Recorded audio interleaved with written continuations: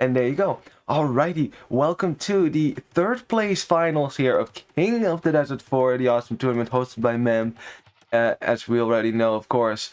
It's between Liereyy and Jordan. Now it is green and blue. Is that going to be fine? I think that should be fine. I think we can distinguish enough between the two colors. Shouldn't be too much of a problem. So we'll keep it that way. Because Jordan, he's blue, and Liereyy, he likes his green. So we'll just we'll indulge the players' preferences here for this third place finals. There's a lot of prize pool money on stake, but mostly also prestige, really. Pride as a player in Age of Empires to be, third, to either be fourth or third on the most versatile map in the game, which is of course Arabia. There's a good reason why Arabia has over a 60% play rate in the 1v1 map pool for players. It's because it's a map with endless possibilities and endless amounts of sand too. Especially nowadays, because they took away the grass. Now, let's have a look at the civilizations that the players have gone for. In the blue, we have Jordan. He has gone for Franks here, as we can see, and Liereyy instead has gone for Tatars. Interesting pick here against Franks. The question is, what is better here? I mean, you would say that Franks overall the stronger civ, but Tatars have some possibilities if they can get to a giant ball of cavalry archers. Like, there is not going to be a whole lot that Franks can easily do with that, especially since they lack armor and attack upgrades on their skirmishers in Imperial Age. It's kind of, Franks are a more one-dimensional civ at that. But then again, Tatars not the most versatile civ either. But the Tatars technically are supposed to be one of the top tier civs on Arabia alongside Franks. So I'm going to be curious to see how this is going to play out. Now, let's have a look at how the map has generated for the two players. As you can see. So on the left here for Liereyy, we have 4 woodlines, 3 woodlines that are close by his town center. As you can see, they're all forward. So that is, I mean, I would prefer this more so than woodlines to the back, honestly, because it's less walling. This is actually a fairly wallable map. Gold in the back, berries in the back as well. See, this is kind of nice. Got some stone close by as well. It's not too far forward. Got an extra gold right next to this woodline. If you want to get a TC up over there, that could be worked out. We got an extra gold on the right. Now that can't be TC'd easily because of the hills, so that might be a problem. But for the rest, I kind of like Lierey's map. It's actually pretty decent right there. Now, of course, you want to have a woodline in the back as well to have something safe that is not rangeable by your opponent. But it's Franks. Chances are it's not going to be. Any ranged unit, as Liereyy here is going to go for a drush. Interesting. Not something that Jordan is going to go for. Liereyy, is he going to try to block the villager? I was going to ask if he's going to try to lame the villager. Do the villagers have loom? They do not have loom. Jordan is trying to de-aggro the villager. Now Liereyy kills the vill and runs away with his scout. Ooh, the heist of the century. 1 villager down here for Jordan, and also the lame now not succeeding as well. Oh, this is bad. This is really bad. The timing on the elephant couldn't be worse now, as Jordan is not happy about that. Not happy about that at all. It's going to chase Lierey's scout right out of his town. Yeah, but that sort of behavior you get chased out of Dodge every day, huh? Yep. That's a nice little early kill there for Liereyy, trying to give himself a bit of an advantage, especially since Franks are going to have a big advantage over Tatars at the early start of the game. So it's better to delay them a little bit. As Liereyy is sending forward a 2 militia drush here, which is now kind of the meta now. If you go for a pre-mill drush, which is what Liereyy has done because he got his barracks up before the mill, you make 2 militia and you go forward instead of making 3 and kind of hurting your economy. Now Jordan, maybe seeing the score rise a little bit, has decided, has already pre-walled his berries up. Also because his berries are forward, which we haven't talked about yet. The fact that Jordan's base is completely open in the front. Now he sees the militia as well, so at least all these pre-walls were very much justified. Forward gold as well for Jordan, so he cannot just sit back and be not aggressive. Then we have 2 of his secondary golds, both on the left side. So I think a TC on this spot would be very important. But also it means that all the golds for Jordan are forward. He's going to have to be aggressive here in order to stave off certain defeat, because you just know that Liereyy is going to come forward with smothering pressure as well. as the game progresses, because he, again, if he can stop Jordan from ever getting to his knights, no complaints. While Jordan is going to go for scouts, it's 20 pop. It's a 20 pop up time. He's not on gold. He's not going to be on gold. Unlike yesterday, which was the day of drushes and men at arms. This, I don't think so. I don't think this is going to be quite like that. As Liereyy taking down a house, which of course has -2 melee armor nowadays. So it's actually fairly easy in Dark Age to eliminate a house like that. This also means that Jordan is house now, so he actually has to build a house and invest wood in that, which is annoying. Let's invest wood in all these palisade walls. A bunch of quick walls. It will help keep out the militia, as you can see, but it's a bit of idle time, but it's better than losing a villager. Although Jordan, of course, is already down a villager, so that's not it's not ideal. Now his scouts, though, Frank's scouts are going to be very scary. Having a more HP as he's trying to get Lierey's scout, gets Lierey's scout as well and gets away with that. They have more HP than the normal scout, you know, because of the Frank's bonus. You don't get bloodlines, but you get more HP per age. Now, that does mean that at the start of the feudal age, as there's an overchop in the berries? No, there's not. Wow. You know, at the start of the feudal age, you actually have more HP than your opponents, yes, but at the end of it, if of course your opponent goes scouts as well, which Lierey's not going to do, and gets bloodlines, then their scouts actually become better. So Frank's is kind of weird nowadays with bloodlines in it. Bloodlines was actually a big nerf to Frank's. Kind of funny. Yeah, okay, see, there was an overchop. There was an overchop in the berry bush, and Jordan walling in this militia in the berry bushes as well, making sure that it cannot get out and it will go down. And the villager that was weak was saved as well, so he is going to be fine then. Berries will be finished off by the Frank player as well, and scouts will come out. Now Liereyy, of course, knowing that scouts will come out, has made some spearmen here to protect his wood lines, as well in one of them as well. As well, and his gold is patrolling near his berries, you know, keeping himself safe because he's not planning on walling an awful lot right now. But 4 Frank scouts going forward, and look how much HP those 4 scouts have already. It's crazy, man. It is absolutely crazy. Now, Frank scouts are no joke at the start of the game. They really aren't. You definitely have to keep in mind the fact that the scouts are going to be fairly tanky, can even withstand a bit more of punishment from the spearmen. That doesn't mean, though, they should be going around fighting spearmen without hesitation. That would be silly. Liereyy at the same time making a few archers there, has not sent them forward so far, but of course Jordan is making a counter already, expecting the archers to come forward from the Tatar player. Is going to make some skirmishers in his own archery range. Now the only thing, of course, is that still Jordan does not have a safe gold, and the way his vault is right now, he's not going to have a safe gold. His gold is still not safe, and the question is which of these 3 he's going to take. He's also not making a whole lot of scouts because there's not a whole lot of damage that he can do right now in the Liereyy. Lierey's dropping his own stable because he probably expects the skirmishers to come out, wants to match maybe the scouts from the Frank player while coming out with archers as well. So it's going to be a prolonged feudal age for Liereyy then.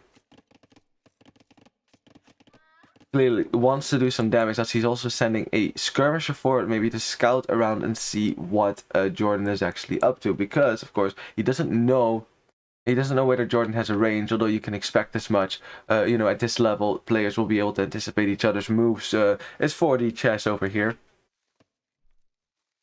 So yeah.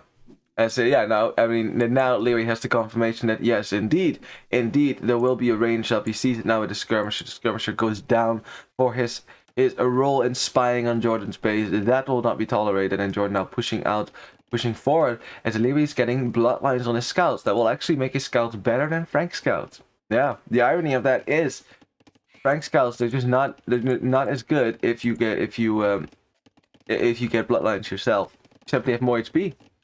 Now in Imperial Age that becomes a different matter altogether. Like Paladins with Franks, no one gets close with HP, but Castle Age and in Feudal Age you can either surpass them or equal them easily. So it's yeah, Franks are no longer as OP as they used to be. They used to be the OP Civ. Now they're a little bit less OP. Still OP, but not as overpowered. Yeah, as Jordan, I guess, was looking to do some damage, but then decided to go back home. Now he does not know, I think. Ooh, I'm on the wrong side. He does not know about this. Oh, he actually does know about the stable, so he is aware that this is a possibility. And instead of trying to attack, then I guess Jordan is more interested in defending right now. Look at his farming economy, very good here. Going scouts usually leads to a very nice farming economy, as you can see. That's 18 farms working for you right there. Now, he's also walled up the right side as well, so it makes it more difficult for archers here to find some value. He's also gone out to the gold, is going to drop a tower on that to defend himself, as Liereyy is pushing forward with some military. Of course, wants to go, as the house gets denied, wants to be able to get some kills here as well, as the villager might go down to the scouts here. Ooh, Jordan though, at the same time, Jordan getting into the woodland here, killing 2 villagers from Liereyy. This is really good. Losing a few villagers at the same time though. The tower, the scouts aren't here now to protect the skirmishers, and as a result, all the skirmishers have gone down, and now the archers can easily run right into Jordan's town. House walls are necessary to keep the archers out. 1 villager going down. It is 2-2 in eco KD. Jordan now bringing his scouts back because he has to save his own town as well as doing putting pressure on the front. Another villager going down there for Jordan, so it's 3-2 now for Liereyy. I mean, the counterattack was good, but yeah, and a lot of struggles at Jordan's town as well, as the spearman goes down without any glory, and Jordan can't easily engage this because the scouts have upgrades, and there's also archers nearby as well. Skirmishers not doing enough, didn't have the first armor upgrade to protect themselves against the archers. Now they do, but now there's no skirmishers on the field. That's the irony. As Liereyy is making more and more scouts, he's bringing more and more scouts forward, and Jordan might have to make some more scouts of his own as well if he sees that. He's taking the fight right now, but look at that. Look at the Frank scouts are just outgunned. And Frank's losing at their own game. This is not too good. Not too good for Jordan. Now Jordan sees more scouts coming forward. He's going to make his own scouts as well, and this is going to be some more feudal engagement as well. Villagers on gold though. Another villager going down, and Liereyy is putting down the pressure here. Putting down pressure on Jordan's base. Oh, this is not good for Jordan. This is not good. Another villager going down. It's 8-2 eco KD. It's 42-38 villagers now for Jordan. And Liereyy is also getting wheelbarrows, so that also matters as well. I mean, it's not like Liereyy has that much military here right now, but he's bringing forward more. Liereyy is not interested in having a prolonged war in Castle Age with Franks here, where knights can come out and raid his entire economy. He is more interested in putting on the pressure right now. That's still 8 archers right here in the front of Jordan's base, and Jordan says GG. The pressure has completely overwhelmed him, and Liereyy takes the first game with a strong performance there, with some fast feudal play, proving once again that yes, the Tatars can actually win games. They are a very good civ, especially when you control a hill like that and do the Tatar hill bonus damage, the extra damage that you get. Wow, what a performance for Liereyy. That was really good. And Jordan, unfortunately, he got some counter damage by finding this hole in the wood line, getting 2 villagers. But as a result, his scouts weren't here to protect the skirmishers when they were needed to do so. And Liereyy, sensing an opportunity, saving as many of his villas as he could back home, and at the same time pressing onward with the attack, forcing Jordan to come back. But by that time, it was already kind of too late, because the Tatar player had at that point taken position on this hill, and when the Tatar player takes position on a hill, that's not good. That is not good. The Tatars are very dangerous when they get the hill after all. So yeah, GG there. Very good performance from Liereyy, and a good start to this best of 5, which I should actually hang on. Let me change that. Actually, it's not a best of 7. It's the best of 5. There you go. So it's the first of 5 potential games. Have a quick look at the statistics there, which you can see the military produced by Liereyy. Yeah, just way more military produced. About what was that? Like a third more, or like 50% more military compared to what Jordan had, at least. That's a lot more military in the feudal age, and especially the army high is what matters here, because it's not just about how much military you produce, it's about how much military you have on the field at the same time, because that definitely matters as well. KD as a result of it, very good. The Tatar KD is insane. Of course, Jordan would have been behind in economy and would have had to go all-in knights, which Jordan would have just gone all-in cavalry archers. And the question is, if you have to go all-in knights, all-in cavalry archers at the very least doesn't cost any food, so you can still boom alongside that, whereas going all-in knights is sometimes too much of a strain on your economy. Yeah, 42 villager max for both. Very nice number. But of course, Liereyy ending up with more villagers then. Yeah, APM overall largely the same. I mean, like, Liereyy is a fast player, of course, you know, and Lierey's known for these fast peaks, you know, where he goes up really high, but overall the average APM is very, very similar, as you can see. So, I would like to say the heartbeat of the players beats alike. Alrighty, well, that was a good first game. Here, let me update the scoreboard really quickly there, because the first game does go to Liereyy. Now, we probably have the second game already. Let me check the Discord for that. And yes, indeed, we do have a second game ID. So instead of going into the draft once more, let me go into the tap into the game. So we catch up a little bit, because we were, of course, a few minutes behind here. 10 minutes behind, actually. So, well, no, not 10, 8 minutes. It's not as bad. Not that bad. And we're going to get right back into the next game and catch up a little bit as we catch up to the main show. Let's load the game and let's see if Jordan can counter maybe with some play of his own. Because definitely he's going to maybe have to defend himself a little bit with walls against that aggression from Liereyy, because Liereyy is bringing his A game as well today. As rewind a little bit. Perfect. Alrighty. Welcome to the second game. Welcome to the second game, of course, between Liereyy and Jordan. In the blue, we have Jordan gone for Vietnamese, one of his stronger civilization picks. Yes, Vietnamese have done really well this tournament, and Jordan is one of the players that have made them work a lot as well. So I understand that he falls back on a stronger archer pick of himself, of his own. Then Liereyy, though, has gone for Indians, another very strong civilization on this map. Indians, of course, have a lot of options. Their win rate on Arabia is apparently through the roof, at least overall. Maybe not for the tournament. I don't actually know about that. I would have to have a look at the statistics as well. I'd be interested in having a look at that later, maybe. In any case, I still think Indians are, you know, sometimes maybe even an underrated civ. Not so much because the pros don't recognize that Indians are a great civ, but because a lot of people don't like to play it because they don't get knights. That feels weird. And I understand that. It feels weird if your civilization is a cavalry civ, but it doesn't have any knights. You know, that's weird. You know, but Indians have a lot of options beside that as well. So yeah.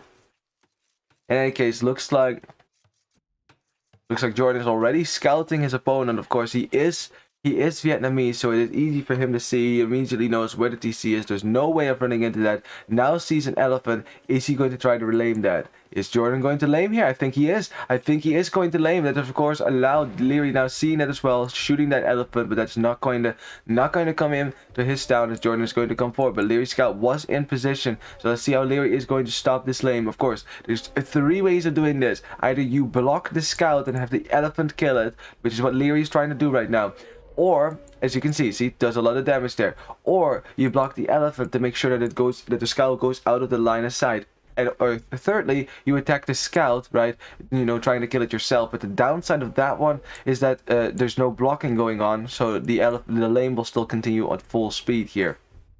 Yeah, but Liereyy, I mean, Jordan's scout is at such low HP as well, so Liereyy might just very well try to kill the scout here. It's only 2 more hits here before the scout goes down. A downhill hit as well would be really bad. 1 more hit. Oh, Jordan. He's bringing in over a village as well. He's trying to save his scout, but the elephant is going to run home. And oh, the lame is a failed lame. Ay. As Lierey's now waiting outside of Jordan's base here, seeing, is he going to lame? And Liereyy might just lame himself now. Oh, Lierey's going to lame himself, and there's nothing that Jordan can do about it. An absolute nightmare scenario right now for Jordan, getting counter lamed just as his own lame has not succeeded. There's no way, there's nothing that he can do about it. I mean, at this point, the best thing he could do is send forward a village and just kill the elephant. That's the best he could do. And that wouldn't be very smart either, because you need those villagers at home. Bring in your own elephant. Jordan. Oh, Jordan. He's probably thinking to himself like, darn. MBL makes it look so easy. Yeah, he sure does. He sure does make it look easy. It really isn't, though. It really isn't that easy, as you can see. And Liereyy, yeah, happily bringing in a second elephant now. Over here has lots of extra food that he can take, and still a 3rd elephant that he doesn't even have to worry about, because of course, there's no way that Jordan can take it. his scout is too weak, so Jordan now has to push in his hunt. It's lucky that he kept his scout alive, actually, because if he had lost his scout and the lame had failed, he wouldn't have been able to push in his zebra here, which would have been a double whammy. So, yeah, Jordan is going to be a bit on the back foot, and I wonder if he's maybe going to go for a drush now. I mean, you are Vietnamese, so it would make sense to make a drush here and go forward with some archers. Although only 4 on wood, so that he has the wood to do it if he wanted to. Although at this point it's kind of late now, I guess not so much going to be a drush anymore. Unless you don't have the food, right? If you don't have the food, then it's not possible. As Liereyy has not clicked up to the feudal age just yet, he's going to go for a drush himself. Again, it's a late drush, but if you don't have the food quite yet to click up right now, even though, you know, Liereyy of course is going to have the food, he is going to drown in food, honestly. You're going to be fine. Jordan, though, doesn't seem to be interested in going for a drush here. I don't think so. No, he's still trying to get the food together to click up to the next stage here. Of course, he's going to be down 400 food, which is a lot of food, especially as an archer player, because you're not going to be making a lot of farms at the start. You should imagine that Jordan probably going to go for straight archers here. He's 23 clicking up at 23 now. There's a reason why going straight archers is very risky. It's because it's a slow build. It takes a while to get out, and the militia for Liereyy are already on the way, and he has a full HP ish. Well, I mean, it's 2/3 of the HP, right? 2/3 of the HP on this scout. He's even not gonna take any fire from the TC as well. Yeah, scouting around as Jordan is dropping a questionable lumber camp there at the edge. Yeah, that's of course. I mean, it's kind of sus to put it on the side here as well. This woodline kind of didn't lend itself for a very nice lumber camp like this one, where it's kind of in a little chip in the woodline, which is a nice place to put it. As Jordan now sees the drush, quick walling in the villages. Even the quick wall fails on one of the villages, but one of the villages will be safe in there. Quick wall on the other side, that succeeds. Villager escapes, so at least there's that. A bit of idle time then for Jordan, but at least he's still alive. Still alive. Has also clicked the feudal age. It will be there in 20 seconds, and it will be straight archers. But oh, the barracks wasn't up yet. The barracks wasn't up because of all these shenanigans. Yeah, Jordan is a bit in disarray, and the thing is, your opponent will be in feudal age as well. As Lierey's making a spearman, I wonder if he's expecting scouts again from the Vietnamese player. Although I don't think we're going to see a lot of cavalry from the Vietnamese player this game. Not when you're up against Indians. I don't think if you don't have like OP cavalry, which Vietnamese, I mean, they get all their upgrades pretty much. They don't really have the best cavalry in the world. They're not going to go for cavalry against Indians, which are easily going to counter you with some camel play. You know, that would be silly. Now, the way that this Jordan has walled, his woodlines are still not very safe. They're not part of his wall at all. You know, this drush also made it very difficult for Jordan to try to go for a better wall. You know, because if you try to do that, your opponent can stop that with the militia and harass your walling build. So I'll have to find a way to better wall his map. He does have only 4 woodlines. This one is kind of far away. So yeah, there's that. Liereyy, though, has more spread out woodlines. Also has a back gold. 4 berries for him, but he's walled around that already. He's making skirmishes as well, expecting archers from the Vietnamese player. Luckily for Jordan, he did actually get to scout that with his scout. That scout could have easily gone down to a shot from the skirmisher as well. Yeah. As you can see, the backberries for Jordan, of course, doesn't really help you. It doesn't really save you when your opponent can just walk right through your base. In the end, it doesn't really help whatsoever. And yeah, 2 archers already out for Jordan are going to push away this drush. And this goes. But Jordan has, again, a forward gold. And Jordan has not been very lucky with the map generations, honestly. Like, this map is better than the last map, but it's still not very good. It's not very good here. You know, he has, again, a forward gold. The other gold that he wants to take is all the way out here. That's still not very close. So again, you can be pushed off a gold here. There's not a lot of military for Jordan. He's just a little bit behind at that military count, significantly higher for Liereyy. But remember, a lot of that is also that drush and a spearman. So our range units wise, it's actually fairly even. But yeah, Liereyy is making more skirmishes now. And Jordan, I mean, there's two options to go here. You can either go for a scout, maybe like Liereyy did last game, get scouts, get bloodlines, and just kill the skirmishers that way, or you get more ranged units out yourself. Now, Jordan being pushed off a gold a bit here as well is making a bunch more skirmishers. Now, this doesn't require him to get more villagers on wood. If you want to go for skirms, you need to get at least 12 villagers on wood, ideally, because it's important that you can also afford farms in the meantime while making skirmishers, which, though cheap, still cost wood and food, so it's kind of heavy on your economy. Nonetheless, it's better. It's more affordable to go archers at that. Although 12 villagers there is on wood is the standard as well. So if we look at the farm count for the respective players here, we got 14 farms working for Liereyy. Jordan only on 10, so the farming economy a bit better for Liereyy. Of course, Jordan is still on berries. Liereyy has already finished, almost finished his, because of course, you know, he didn't have to worry about a trash harassing his berries. At the same time, ooh, Jordan trying to wall up on the right here, but the lion is having different ideas there. He's trying to prevent there, but of course this villager has loom, so he should be fine now. Jordan bringing over a scout. The scout for Liereyy is very weak, so it's not going to be able to snipe the build. As Jordan wants to wall up the right side. Wall of the right side. Now, that's not something that Liereyy, he might have seen it. No, he didn't actually see it. So he doesn't know that Jordan is doing this. He doesn't know that. I mean, that might be a nice target to send your army to maybe snipe that Wallingville. You know, that might be a good way to spend your time. As Liereyy is busy walling off the left side of his base, which is where his gold is, and Jordan wanted to push in on that side there, as Liereyy is saving his one and only archer that he has on the field right now, and sparring with Jordan at the same time. I look at the micro from both players. Neither side has lost a single unit here. I think both players, at least Liereyy, is more interested in staying home.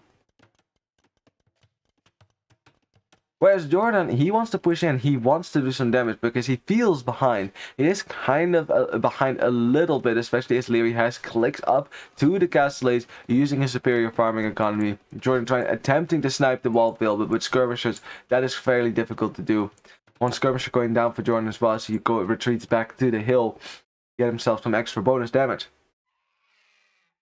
But yeah, probably expecting Liereyy to be up to the next age already, is going to retreat back home and salvage this army. At the same time, his house walling and palisade walling up on the the right side here. Yeah, as long as he walls behind this palisade wall, walls behind this as well with houses, he's going to be completely fine here on the right hand side. Now, of course, that still doesn't save this gold, but at least now this gold is safe. This gold will be safe. So that's nice to have, as Liereyy is pushing forward with a pretty big skirmisher army there. He's getting armor upgrades on his skirms as well. And the question is, what is Liereyy going to do in the castle age? Well, I'm seeing another archer range that has gone up. Will it be a third archer range that goes up as well? Now, Indians do not get arbalest. So again, crossbow play has its limits. You can only do it in castle age, really. Although, again, that is not entirely true. We saw a few instances of that yesterday, actually, where a certain player was Indians. So we have a nice little engagement there for, well, I mean, it's better for Jordan that he killed more units, but Liereyy got archers, which are more valuable. Jordan, seeing that Liereyy is up to the castle first, is going to drop a tower on his main gold. Probably feels the need to protect that a little bit. Knows that crossbows are about to come in, but Liereyy, knowing that he's ahead right now, feels totally fine in the knowledge to drop a town center first on a wood line, and probably a second one that will go up on a gold, or another wood line on the other side, maybe even on this side of the wood line. Who knows? You know, we'll see. So Liereyy evidently wants to add some economy at the meantime as well. As we have a hole in the wood line. No, there's no hole here. There's no hole, but a villager that goes down. Nonetheless, the first eco kill of the game, as you can see. Very nice snipe there for Liereyy. Not too much that Jordan can do about that before he gets his own upgrade, as he has dropped a stable as well. So Jordan evidently wants to mix in a knight or two against a skirmisher that Liereyy has on the field. He's going to get the elite skirm upgrade first in Bacanero, not crossbow. Definitely telling you how important those respective upgrades are. Jordan building a house here to force this army into his DC, as his army is, as Liereyy also got elite skirm upgrade as well, because he made a lot of them. Actually, the army that Liereyy has on the field right now is mostly elite skirms. There's only 6 crossbows, 15 elite skirmishers on the field. but it's 14 for Jordan and 9 archers for him, so he could potentially get a bunch of crossbows out as well. As Liereyy already has dropped the Siege Workshop at home, has made a mangonel defensively. So if Jordan wants to come forward with some pressure, Liereyy will have a nice defensive measure for that. Skirmishers fighting against one another on the field. Now I wonder if players are going to be going for a university here to get themselves some ballistics out to make their army more effective. Jordan was trying to push out across the map, but gets caught out by a reinforcing army from Liereyy here. And the army counts might be similar, but yeah, of course, Jordan's army is much more vulnerable because it's countered mostly by what Liereyy is making. Yeah, I should imagine a university going up for either player at any point now. As soon as they can afford it, wood-wise, of course, Liereyy is investing in a second town center as well, which is a heavy food investment, especially if you're making skirmishers in the meantime. Mangonel coming forward as well to pressure Jordan's front, and again, Jordan's front still very vulnerable. Gold right here, it's only a tower. Defending that spot, so, you know, it's going to be a risky spot, but again, Jordan has a safe goal. It's going to drop a town center on the right as well. It's fully walled on this side. I mean, palisade walls without any walls behind it do break encapsulate, of course. Jordan is getting some of his eco upgrades. So he's going to evidently add some economy as well, but he is already a few villages behind. It's 52 villas for Liereyy, 42 for 46 for Jordan, which will also, yeah, it will there will be at least one more village that Liereyy gets here over Jordan, so it will be a total of 7 villages that he is ahead because of of course the pressure that he was able to do, the fact he was doing second TC first, and the fact that he had wheelbarrow already, which Jordan now has as well. So at least their economies will be equally efficient. As Liereyy, yeah, is bringing forward more and more mangonels, which, I mean, Jordan has made a stable, but he hasn't made a knight from it now. But this might be the time to do it, honestly. Getting a knight out to snipe these mangonels might allow you to take engagement here. As now Jordan forced to drop a tower in the back of his base as well, which will kind of keep this army out of his base.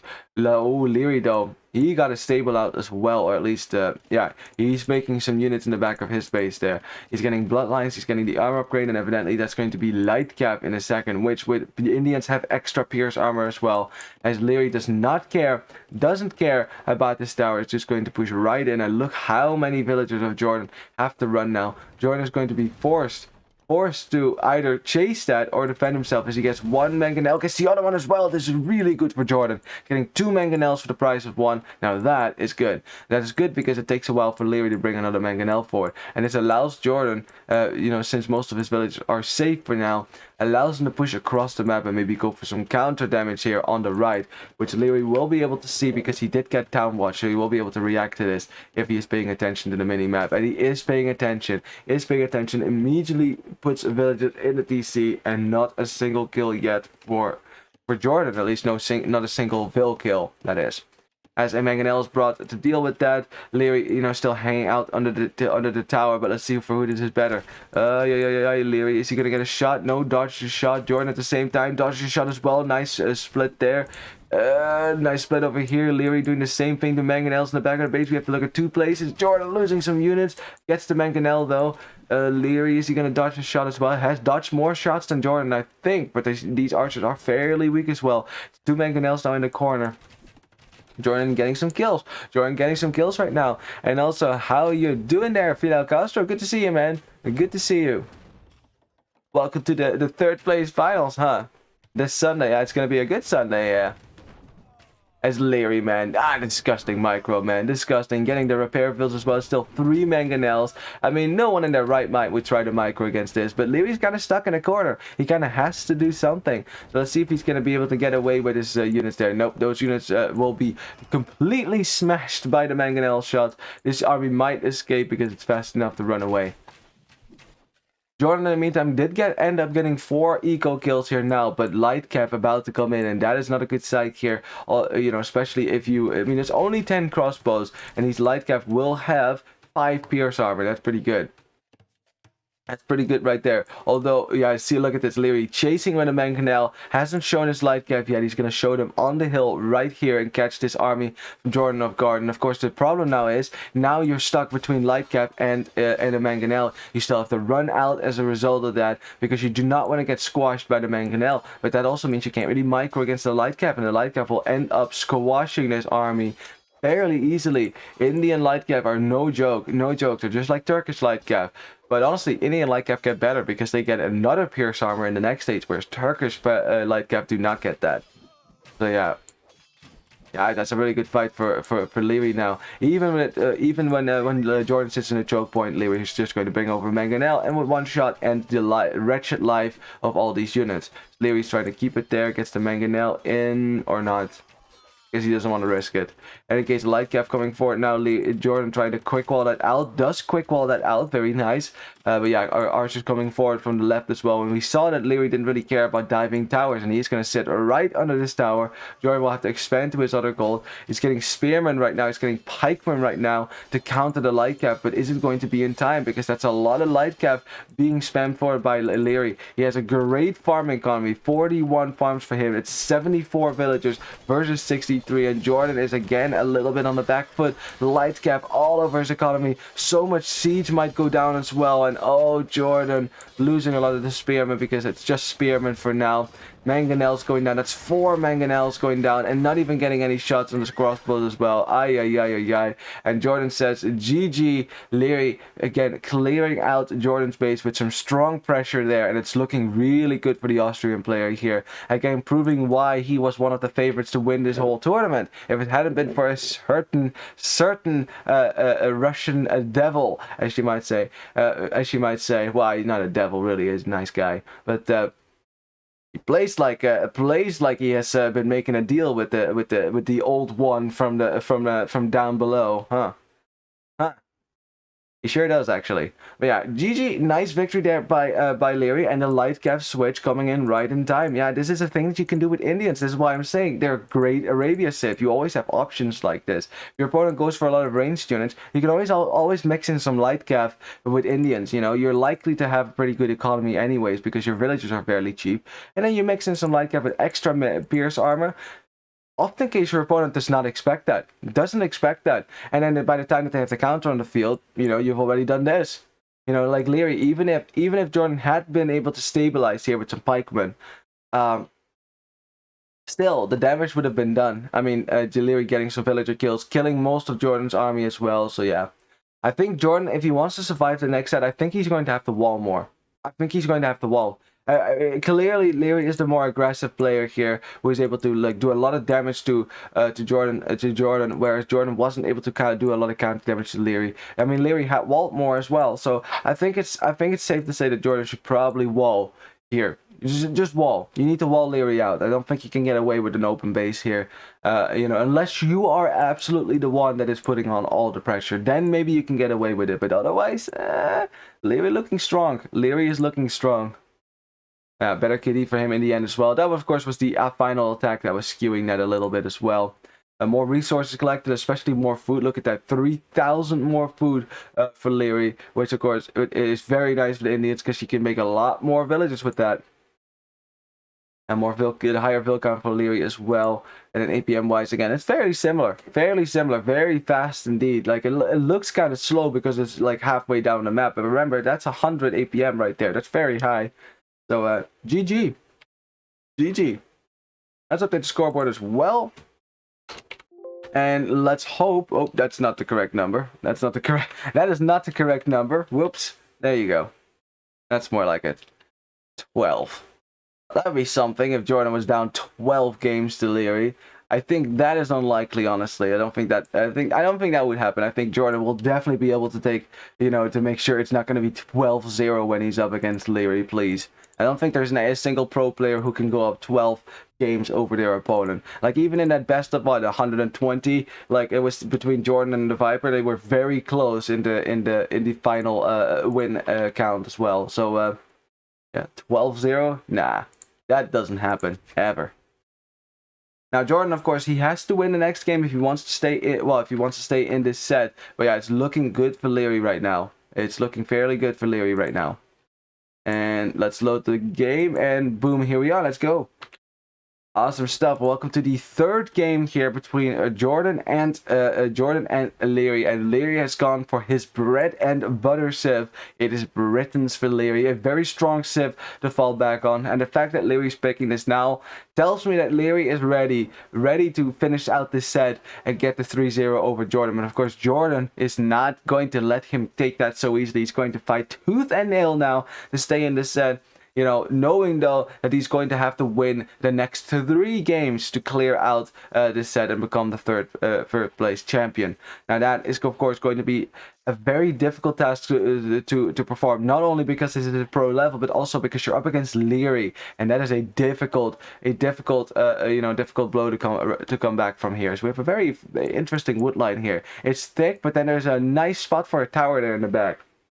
That would be that's like the perfect Vivi tower spot right there. Imagine only if towers were still good, it were still like scary and things like that. That would be awesome. Any case, it is Khmer for Jordan, so you know I don't think we're gonna get to see a lot of walling actually for Jordan, because overall Khmer players don't tend to wall a whole lot. The reason for that is that you can hide villagers in houses, so there's usually not a reason to wall because you can always hop in a house and then your villagers are safe. Regardless though, sometimes walling is kind of key. Now it is, I mean, it's definitely going to be cavalry then for the most part for Khmer. At least you want to get to maybe a light cap spam. Maybe Jordan will counter, you know, kind of have his revenge with his own light cap spam, you know, in the castle age. But of course, remember that Jordan's light cap, they will not have the extra pierce armor that Indian light cap has. So that's definitely something to keep in mind. But of course, they do have farms that drop off instantly, so it's much easier to gather the food required to go for some light cap shenanigans. Now, Britons, of course, what do Britons do? They go for archers. I mean, that's fairly straightforward. Although, again, just because it's straightforward doesn't mean that it's actually necessarily going to happen. It's, you know, in this tournament, players have surprised us with some interesting strategy choices as well. So I think it would be amiss of us to say that they have been very predictable. Although yesterday the openings were very predictable, though. Like everyone went Drush, pretty much. Pretty much everyone went Drush. I mean, I don't think I remember a single player going for opening with scouts. Jordan is the first one to do it, and that was this finals. You know, so yeah. As nope, another Drush here for Liereyy. He was like, that worked out the last 2 times, so let's do it again. So Liereyy again is going to go for a pre-mill Drush. This might very well be his favorite opening. Like, this dude must be able to dream this build order, honestly. Like how many times he performs it. Now, as you look at Lierey's base, it's actually fairly nice. Look at that. You can the wood lines are quite close by your TC. It's easy to wall this. Not a whole lot of walling actually. Gold in the back varies forward, but again, don't deplete anyways in feudal age. The gold in the back is much more important. You have some stone as well available if you want to go for a defensive castle, which with an archer civ always a possibility. Now, if not for the unique unit. We got a forward gold here on a wood line, so a TC spot there would be nice. We got a stone out here, and the last secondary gold is all the way in the back. But again, this is still further away from Jordan, so a TC up here would be nice as well with Britons. But you want to especially keep yourself safe, keep yourself and your base safe, so you can push forward with an ever-growing mass of archers. That, of course, is the plan. And so yeah, Lierey's going to send forward to Drush, but he hasn't quite found Jordan yet, has he? Nope, he doesn't actually know where Jordan is. And also, oh wow, what is this wood line? This wood line is weird.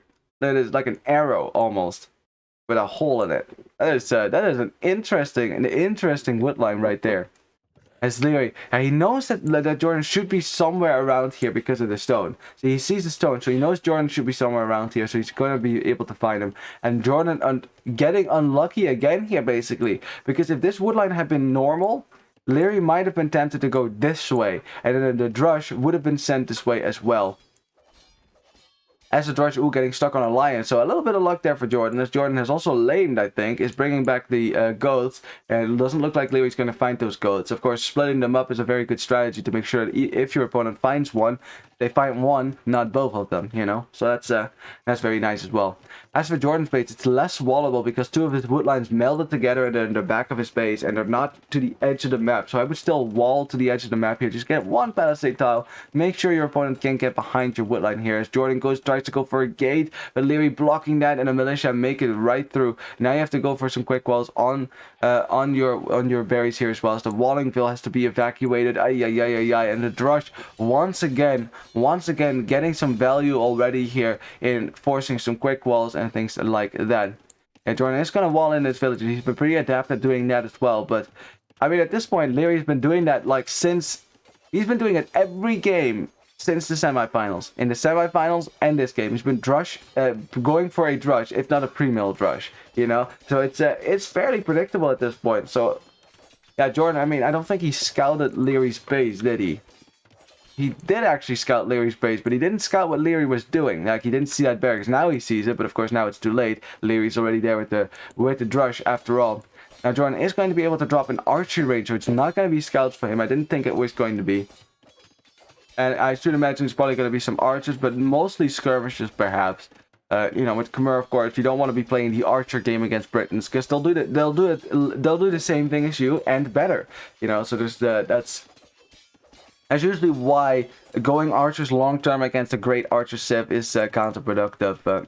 As Jordan sees a walling village that's kind of alone here, sees a nice hill to snipe this vill from as well. And look at Jordan blocking the village as well. He's going to get the vill. He's going to get the vill. Jordan is like, hell yeah, I'm going to get that village. As Liereyy tries to quick wall it in, but that does not succeed. And Jordan gets away and it's like, well, I could get another vill if I wanted to. Which, if he really did want this to, he could totally snipe this villager as well. It's isolated and your scout is still full HP. Because Jordan prioritizing the fact that he does have a full HP scout so he can still take fights in his own base. Because of course, remember, there's still an army to contend with. As militia finding their way to the wood line, Jordan is going to fight with some villagers here, saving the weak one as well. Liereyy wants to block that, but it's close enough to the DC that I should think it should get away. You got a scout going down. Militia should go down to this as well. And Jordan is, he's alright. He's alright. Oh, a little bit of a pause there. He wasn't actually looking at. Wasn't actually doing anything for a second there. That was kind of weird. A bit of lag, maybe. Anyways, Jordan is going to push across the map with some archers with a skirmisher, but of course Liereyy making archers as well. And the thing with Britons is they get more archers for the same buck because their archer ranges work faster, 20% faster, I think. I think that's the number. That's significant. That means for every 4 archers you make, Britons make 5. Yeah, which is why they're easily able to outmash you in the mid game here. Yeah.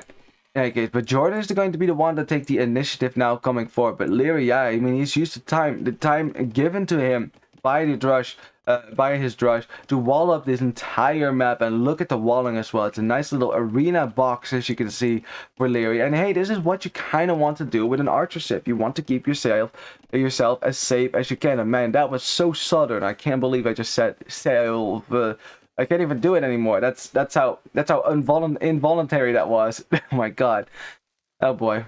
That's what you get for living in the South, man. At some point, you're gonna adapt the accent of people around you. It's inevitable. I have to start talking with a southern drawl, as they would say. Anyways, yeah, Lierey's berries, of course, are quite exposed, and I love that I can say that because of Age of Empires. It's really comical to me the kind of sentences you get away with while casting Age of Empires. Sentences that in normal situation would be absolutely ludicrous, but in this situation it's totally fine. Now, Liereyy is going to be fine here. He's just going to be able to click up, do the calculations in good fashion, but it's actually Jordan who is looking better with the food count right now. Khmer farming, no joke. I mean, these farms gather food quite quickly. At the same time, also walling most of his map. I mean, I really wish he walled to the edge of the map here, but I don't think he knows that woodline is there. Actually, he does. He does know that woodline is there. So yeah, this would be the better wall, of course. Like right there, and then maybe a house right there in the little choke point. That would be really good. Oh, I like this. Look at that. That's a good house right there. See? Because now this woodline is safe. This woodline is safe now on this side because Liereyy can't tower this, can't get archers behind this either. So that's good. That's good. Nice wall on the right as well. So yeah, Jordan is going to be fine over here as well. Yeah, now he's going to wall to the woodline. I mean, now this gold is not that safe, but that doesn't matter, I guess, for now. It's not your main goal. That's a later goal to expand to. As, yeah, Jordan's gonna look around to see if he can get into Lierey's base anywhere, but he doesn't care. He is more interested in clicking up here, and I wonder if Lierey's gonna drop a market and buy himself up to the next stage. Because he probably saw Jordan score dip. And despite losing some idle time from the drush, Jordan still killed the villager and is up to castle age significantly before Liereyy this time, whereas Liereyy is just a little bit behind. Now, this makes sense if you're an archer player. Like, normally your uptimes are going to be worse, depending on how much you invest in your military. They're going to be worse, right, than your opponent. But especially if your opponent is a scout, is a cavalry civ like Khmer, and Khmer have a great farming bonus anyway, so their uptime should be better, regardless of the situation. But it's not going to matter so much for Liereyy because he's completely safe. Clicks up right now. It's going to be a minute behind, and his a group of archers there is growing steadily. So I wonder what Jordan's plan is going to be. If he's going to continue with some elite skirms. I think elite skirms is the way to go. You know, elite skirms is the way to go, so you don't have to worry so much about archer micros. While you can just patrolling your skirmishes a little bit with their extra armor. They will be able to tank a whole lot of ranged fire, and that way you can keep the British archer mass lower. As Liereyy sniping an archer there from Jordan, very nice. Although again, whether Jordan is going to be long term on archers here, I do not know. I'm not seeing him do anything else though. It's going to be 2 ranges for him. So he did build a second one. So there's that. So it's not a stable or anything. So no knights so far for Jordan. The question is he going to add town centers here? I think maybe so, maybe not. No, a university first. So it's first going to be a university so he can afford ballistics. So his skirmishers become that much more deadly. As a result, though, couldn't quite afford that upgrade quite yet, but he's going to be able to get that as soon as well. And how are you doing, Zerva? Good to see you, man. Good to see you. And welcome to this 3rd place finals. I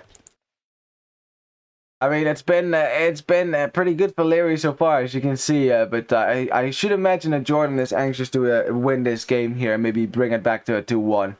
You know, that's good for their self-esteem as well. Besides also wanting to stay in the set here. But it's going to be difficult because this, of course, it's Liereyy with Britons. And Liereyy with Britons it's scary for a good reason. If you look at his win rate with Britons, it's through the roof. It's through the roof. The guy wins more than he loses with Britons. So trying to beat Liereyy when he has his favorite archer civs or one of his favorite archer civs, it's going to be difficult. It's definitely going to be difficult.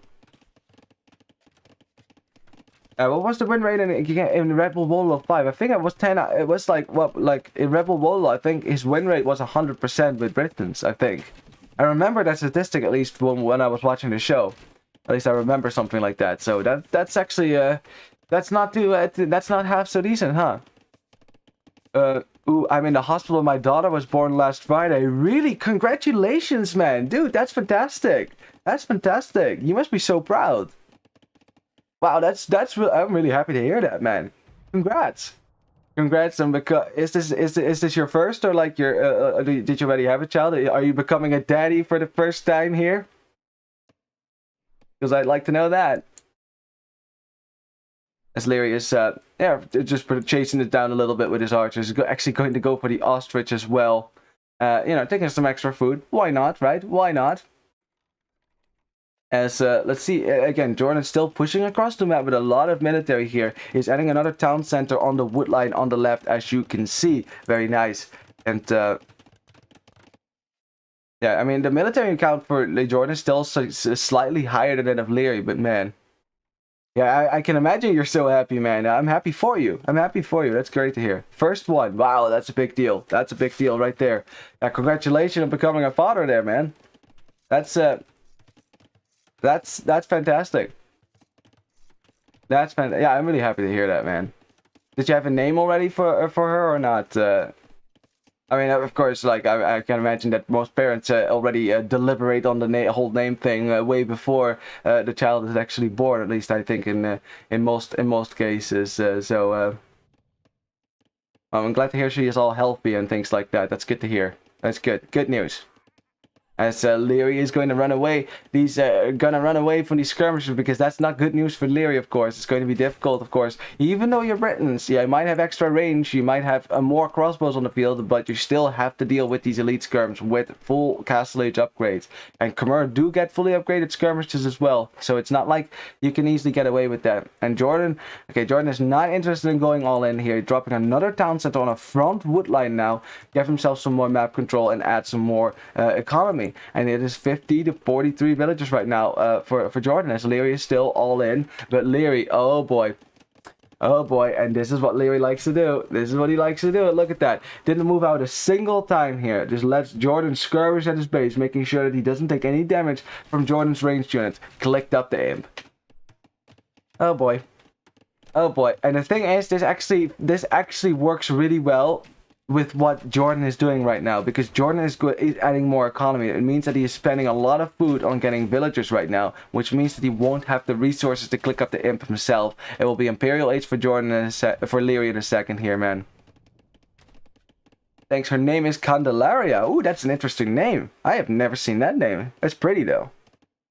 We didn't know if she was going to be a he or a she until she was born. Oh, you kept it. You didn't know, eh? I mean, sometimes it's nice to be surprised, right? To see what fate or God or whatever you want to believe in, you know, what they have decided it's going to be. Yeah. You know, and that way, you know, and that way you, of course, you know, and that way you can be nice and surprised there. Well, that's definitely. I've never heard that name, at least. I mean, it's definitely not a name that I'm familiar with in English for sure. You can imagine, but I like it. Does it have a special meaning to you? Like, is it a name that has special meaning to you too? I mean, at this point, I'm just asking questions. Don't mind if it's too personal, you know. Just feel free to say. I'm just curious, really. As oh boy, Liereyy coming forward with the arbalest, and Jordan's probably looking at this and it's like, no, he's idling his TCs right now because he needs the food to click up, but he's not gonna have the food to click up because he doesn't have it. And how are you doing, Geomancer? Good to see you, man. Good to see you. Right in time to see Liereyy coming forward with a fast imp arbalest play. Well, of course, I do know you're from Argentina, of course, so I can imagine maybe it's a more common name over there than. Of course, I remember you're from Argentina. I know where my Virgo Cup fanatics come from. Looking like a 3-0 set. Yep. Yeah, it's not looking too hot for Jordan right now. I mean, he's still in this. He is clicking up the imp, so I guess there's still a possibility for him to get back here, get the final upgrade on his skirmishers, and maybe push back these arbalests. But for now, it's going to be very tricky to engage against these arbalests, because they have bracer and they will have chemistry as well, which means that your 6 pierce armor suddenly doesn't really do as much anymore as before. As I think, well, that was the university, wasn't it? That was the university? No, that was blacksmith. Oh, he's like, yeah, I don't want you to get upgrades on your oh no, it was an archery range. That's what it was. Ah man, Khmer buildings, you know. I mean, they don't all look the same, but still. I still sometimes have had a hard time telling them apart, at least from the rubble, that is. Yeah, it's Lierey's just pushing in a little bit now. For now, it's not doing terribly much damage as Jordan is, I guess, harassing in the back of his base. Liereyy, is he on stone? Is not on stone, so no forward castle for him yet. Siege workshop over here as well for Jordan as he tries to get the kill. It doesn't kill the mangonel there. It's a best of 5. It's best of 5, and the final is a best of 9. Yeah, best of 9 games. You thought yesterday was potentially long and grueling, then today it's gonna be absolutely insane. As Liereyy is slowly pushing into Jordan's base as Jordan drops a tower now to push these archers out, and Jordan still is doing what he can to survive here. It is still 62 villagers versus 46. Liereyy does not have a lot of economy right now. Like, this is it, the economy that he has, as he's basically denying his entire TC with a mangonel, some archers behind the wood line. Oh, Liereyy. He's basically treating Jordan like you would treat the AI when you've defeated the AI, man. I definitely get why they don't want to focus too much on this game. Don't spend your energy before a best of 9, right? Oh no, don't worry about it. It's not like these players have to do a best of 5 and then a best of 9. This is the third place final. So after this final, players are done.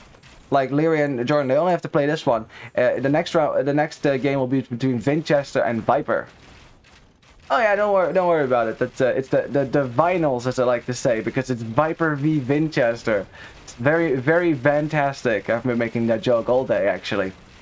As Jordan is sitting there waiting for his upgrades, hoping to do something against these freaking Imperial Age Arbalests. Now the villagers go down as well. Ay. Yeah, it's a match for the 3rd and 4th place. But it's looking increasingly likely here that Liereyy is going to take the 3rd place with a very strong performance here on his part. Man, it's yeah, it's looking really good. It's looking really good for him. Rates are coming in now for Jordan as well. The score is very close, but and look at the Vil count. It's evened out as well. Jordan basically losing whatever advantage he had in the Vil numbers. Now he's going to have fully upgraded skirmishes in a second here. You can get Arbalest with Khmer as well, so that's definitely a possibility. But I wonder what the final composition for Jordan is going to be here. He's going to have to find an answer to these Arbalests. Now popping out with some skirmishers. Now remember, these do have 8 pierce armor now. So now they are actually dangerous to Liereyy. They're actually dangerous to Liereyy now. He's going to have to bring out some siege to defend himself, which is exactly what he's doing. And Jordan, oh, he sees it. It's going to dodge it. Run away from that. Yeah, I mean, for now, right, the fast imp hasn't killed yet. And I think the biggest reason because of that is because the Liereyy hasn't brought forward any siege that can actually kill these buildings, say, capped ram or trebuchets, right? You know? No chemistry for Jordan. He's getting that right now. There you go. That's chemistry coming in for Jordan at the same time. He actually bought some food and wood to get the upgrade. I think, yeah, Jordan, if he can get some rams out, that'd be really nice here, because it's full archer play from Liereyy. Get some rams out to soak the archer fight would be a really good move here. Yeah, Jordan is kind of stuck in his little base there. He still has plenty of gold to take. He has gold over here as well. So Jordan is not dead yet. He's still staying alive. Liereyy is now going to go to his second town center. So it's 58 villages for Jordan, only 53 for Liereyy. So Liereyy is still behind. Also lacking a lot of eco tech, as you can see. Lacking the wood upgrade, lacking the farm upgrade, lacking the wheelbarrow upgrade. These farms are Dark Age farms. They will run out at some point. You know. Just saying. Jordan is still in this. Jordan is not giving up. Jordan is not going to let Liereyy just clubber him in 3 games here. Jordan is like, no, we're not doing this. I am going to take this game. This game is mine. You will not. I'm going to ruin your perfect win rate with Britons. That's what I'm going to do. As Liereyy will have to find something else to counter the skirmishes, because now the skirms with chemistry are going to be able to kill the Arbalests quite easily. And look how many Arbs are going down. Look at the army count dropping for Liereyy. It is more army on the field for Lord Jordan, and I think Jordan is going to hold here. I think Jordan has held here. Why no onager for Liereyy? Well, I don't think he can quite afford that. Okay, now he's going to get it. But remember, only 57 villages. Doesn't have a lot of economy, actually. And especially because onager is a very expensive upgrade food-wise. It's how many food is that? 800 food or something like that? 700 food? It's very expensive. Gonna get the upgrade right now, which will, of course, counter the skirmishes to a large extent. But I wonder, 800 food, 500 gold. Yeah, that is expensive, man. It's expensive. Well, there it is. There it is, right there. It will be onagers in a second. Now, the moment that onagers come out, Jordan will have to do something else as well. Now, he's making Arbalest, which that might do the trick or not. But I think what I would prefer to do here, as the Khmer player, what I think is the better option here is actually go for your own light cap, spamming in some Asar to spam to get as a meat shield to kill the onagers, and the fact that you can do that so easily with Khmer. As there's an onager rolling forward here. Let's see if Jordan's paying attention to this. Oh, Jordan sees it. Dodges the shot, though. That first shot can always be... Yeah, the first shot could be the GG shot. You know, when the entire Skirv mass goes down. I mean, again, I still don't think that Jordan is going to call it even then. But still, that would be devastating. It's always when you don't expect that onager to come in here. And it's the first shot, right? If you don't react in time, it's... going to be tricky, you know, Jordan. Oh, giant shot in the middle of the skirmishes as well. There was a lot of skirms going down. Another 2 shots. 2 onagers now. Jordan immediately getting the cavalry armor. But look at these big onager shots. gotta love the onager shots, man. The area, excuse me, the area of damage that they do is so much larger than a mangonel, so it's so much easier to kill ranged units and so much more difficult to dodge it. And Jordan losing a lot of military in just a few seconds there. Skirms via catapult, never a great matchup for the skirmishers, is it?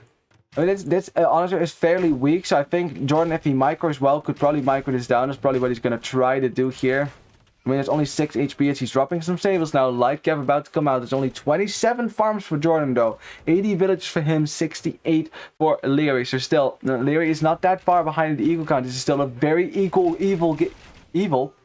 game. So you can look by the score. Look at the score. Just keep switching up and down and up and down. That's how equal this game has been. But the onagers are difficult to deal with here for Jordan, as more and more of them come forward as well. Now he's going to try to counter with some light cap of his own, which I think is a good counter if you can get enough of them out at least. Evil game. Yeah, evil game. Whoops. Of all the times to mispronounce the words, huh? And how are you doing, Ramses? Good to see you, man. Good to see you. Welcome.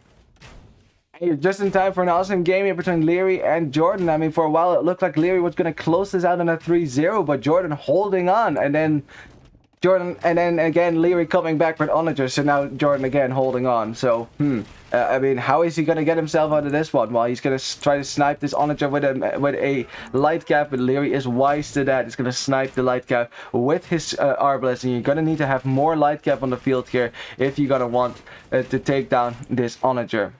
Man, that's 4 onagers already. Oh boy, oh boy. And the town center is right there as well. There's gold behind that Jordan definitely wants to take, because I mean, he just is almost running out of gold on his main gold mine as well. Liereyy pushing it further and further. And is he dropping a town center on Jordan's gold here? Is he dropping a town center on Jordan's gold as he is basically raiding the wood line? He could totally cut his way through the wood line as well, by the way. Like, he doesn't have to walk around it at all. You can use the onager, as the onager shot's getting big, and Jordan does not have a lot of space to run back to. But Lierey's getting close to his stables now. There's only 4 light cap in there, though, not a whole lot. As Jordan is also getting raided on all his farmlands. Ah, that's the farms that he needs. The farms he needs to get, to get his economy rolling, to get the light cap spam rolling, another town center going down, and it's looking increasingly likely here that Jordan is just gonna get stuck in a corner there with nowhere to run. Nowhere to run. No food economy, no wood economy. Nothing basically to produce enough light cap to try to get the onagers. This is basically a last-ditch attempt. The last armor upgrade just coming in. Is he even going to get one single onager? Not a single one. And Jordan says, okay, screw this. Screw this. And Jordan says, GG, congrats. And the onager players looked so good there for Liereyy as well. Wow. Again, there is a reason why. Liereyy has a very high win rate with Britons. And there's a reason why Liereyy was one of the favorites to win this tournament, proving once again that he definitely deserves to be here. And well, yeah, Jordan, I mean, he played like a beast as well. You know, he tried his best to win this game. He pulled out all the tricks, but unfortunately, the pressure from Lierey's fast aim arbalest and then with onager to boot was just too overwhelming to Jordan. Unfortunately, there, yeah, there was just little he could do about that. Yeah, I mean, the blast radius, it's only from 1 to 1.25. It feels like it's more than that when you get the upper. Yeah, I agree. It feels like you're hitting way more. I mean, it's an extra tile, I think, right, or something like that, or is it really from 1 to 1.25? Still, it feels like you're hitting a lot more units with an onager or even siege onager shots, than a normal mangonel. So, even if it isn't actually that much of a blast radius increase, it still feels overpowered. They're called onagers for a reason. But yeah, just well played by both players. And also Liereyy recognizing that Jordan was trying to go for a boom here and just immediately countering that with some fast imp arbalest play. Siege onager is 1.5 and it feels like you hit half the map, right? Exactly. It kind of does, doesn't it? It kind of does, doesn't it? I mean, siege onager shots are just the most satisfying thing in the game. The most satisfying things in the game. No doubt about it. I mean, onagers is a close second right there. And Khmer don't have cannons, so it's hard to counter. Oh, really? They don't have bombard cannons. Oh, that's a big deal. I mean, at that point, it's redemption monks with hopefully block printing, and otherwise you're kind of screwed. And you're gonna need block printing if it's up against Britons, which have, yeah, lots of range, 10 range right there. Yeah, I mean, I think light cap, if you do have like a spam of light cap, I'm talking 20 light cap at the same time, you will be able to kill the onagers, right? The British Arbalest will not be able to kill the light cap fast enough to stop you from killing onagers. But 4 or 5 that's not enough. And unfortunately, Jordan, he just couldn't get more out because he was losing all his farmland. And this is also what makes onagers so nice, right? Because normally, wood lines will stop you, but onagers can just chop their way through a wood line if they really wanted to, even though there was actually a hole right there, so that's how he got in on this side. But yeah, poor Jordan had to expand his farm, but there was nothing much he could do anymore, so yeah. Yeah, GG. And also ending on 69 villagers, very nice, very nice. Yeah, he got so close to it for a while there, countering Liereyy, but Liereyy just waiting until he had the food to get Onager, and just proving once again that Onager is a really great siege unit to go for, even though it doesn't kill buildings fast, nor is it that great against units that can close in quite fast, such as cavalry. It's still a great unit. Let's have a look at the statistics, because we'll probably have some time before the final start. I should imagine it's probably going to be about 20 minutes before that starts, so I don't think that's going to be, yeah. Or one own onager shot to kill your own onagers. Oh god, don't even start talking about it. This happened so many times to me. I can't even begin to fathom how many times that has happened to me. There's a reason why you rarely see me. There's a reason why you rarely see me go onager. It's because of that. It's because of that. I always hit my own units. I have flattened my own archer ball more times than I have actually flattened my opponent's archer ball. So yeah. I don't know. Final scheduled to start in an hour. Well, I mean, they're scheduled to start in an hour, but I think they'll probably move it up, right? Players are asked to be available before and after the show as well, you know, so they can they have some wriggle room with the final. So I imagine that they're probably going to move it up, right? Because they're allocating enough time for a best of 5 to go to 5 games. But if it doesn't, you know, then I guess everything moves up a little bit. It means our day is going to be a bit shorter then, a teensy bit. So hey, that's okay. So, but I'll keep an eye out on the Discord and see what is being said there. And otherwise, we'll just take a little break. Or my own game plan: get my infantry to all die to my own mangonel. Well, that seems like a solid game plan there, sir. a game plan to have your opponent win. That is. Oh man. Yeah. Yep, you can always tell, right? You can always tell if you're good at if you're a good onager player, if the amount of units that you lost is significantly higher than the amount of units that your opponent killed. That should definitely tell you how good you are as an onager player. If it's not largely the same, then you have a problem. You have a problem. Yeah, look at that KD for Liereyy. So many more kills that he got over Jordan's army. Especially, look right there. This is when the onagers hit. Right there. Jordan was about to come back. Look at the comeback. Look at the army counts for Liereyy drop. Onagers hit. Kapow. Immediately switching the momentum for the game right back in Lierey's favor. And it just wasn't any counter for Jordan available in time to deal with that. It just wasn't. Couldn't go for his own mangonels or onagers. That would have been too late. Light cap switch took a while as well. You know, it's difficult to deal with. Even though the army hive was fairly similar as well, but remember that the army hive for Liereyy wasn't made out of trash units, which is why Jordan made more units as well. Now Jordan's economy was overall stronger because he did have more villagers producing at all times. Look at the difference over here. Look at that, 40 to 60. That's a significant eco lead right there, but Imperial age for one player, and that right there makes all the difference in the world. Yeah, a lot more food, but yeah, in the end, of course, not enough to get light cap out. Yeah, 87 villager maxed out for Jordan, very nice. He made 120 villagers. Man, he would have been fully boomed if not for all the pressure from Liereyy. It always pains me to see when players actually make 120 villagers, but then only end up with 87 max and only 69 current. So look how many villagers he lost, and Liereyy lost 3. Yeah. It's been a trend of the game. It's difficult to do damage to Lierey's base. That's good. Jordan wasn't able to do a whole lot of damage to Lierey's base throughout all 3 games, and that is probably the biggest reason why Liereyy was able to get the win here in the total. You know, I mean, it makes perfect sense, right? If you avoid getting damage from taking on your own base and you only do damage to your opponent's base, you're likely to win games. Makes perfect sense to me.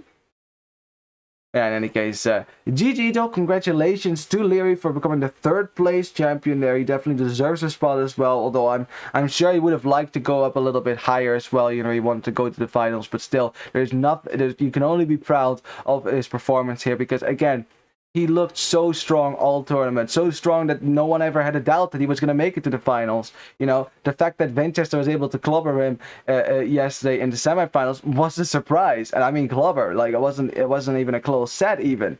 You know, well, I mean it was close in that the games were very exciting, but the score in the end was still 4-1. So yeah, but that was. Again, a great performance from him. And also Jordan, man. Jordan has definitely beaten a lot of strong opponents this tournament, you know, especially the set to Hera, against Hera comes to mind. It was a great set between Jordan and Hera in which he performed very well. You know, especially that first game, man. Jesus Christ. Hussar spam much. Oh boy.